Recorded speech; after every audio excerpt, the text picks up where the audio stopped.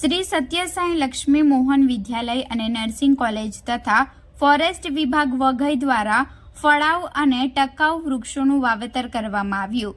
Shivam education trust સંચાલિત શ્રી સત્યસાઈ સ્કૂલના એનએસએસના વિદ્યાર્થીઓ તથા નર્સિંગ કોલેજના વિદ્યાર્થીઓ દ્વારા ફોરેસ્ટ વિભાગ વાંસદાથી વિનામૂલ્યે ફળાઉ તથા પર્યાવરણના પ્રેરક એવા વડ, લીમડો, બીલીપત્ર તથા આંબાની કલમનું વાવેતર કર્યું તથા નવટાડ ગામે આવેલ વનિલ ઉદ્યોગની સામે બસની સુવિધા માટે બસ સ્ટોપ પાસે લીમડા વડનું વાવેતર કર્યું હતું, જેથી ઉનાળામાં બાળકોને સત્યસાઈ શાળા તથા વન વિદ્યાલય આંબાબારીના બાળકોને તાપ સહન ન કરવો પડે તેવા શુભ હેતુથી તથા બાળકોને એક વૃક્ષ માં કે નામના માધ્યમથી એનએસએસના તમામ બાળકોને વૃક્ષો ઘરે રોપવા આપ્યા હતા।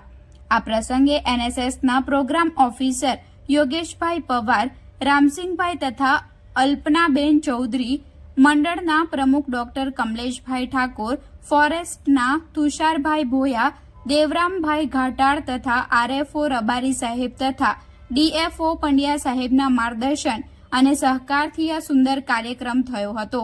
વનિલ ઉદ્યોગ પાસે જઈ અંબે યુવક મંડળના પ્રમુખ કાસમભાઈના હસ્તે વૃક્ષારોપણ થયું હતું। આ પ્રસંગે શાળાના ડાયરેક્ટર દિશાંત ઠાકોર, આચાર્ય હર્ષાબેન અને દામિનીબેન દ્વારા માર્ગદર્શન પૂરું પડાયું હતું। આ પ્રસંગે વલસાડના શિવમ કુમાર સંજયભાઈની વિશેષ ઉપસ્થિતિ રહી હતી। છેલ્લે પર્યાવરણનું જતન કરવાની અને સંવર્ધન કરવાની પ્રતિજ્ઞા એનએસએસના તમામ વિદ્યાર્થીઓએ લીધી હતી।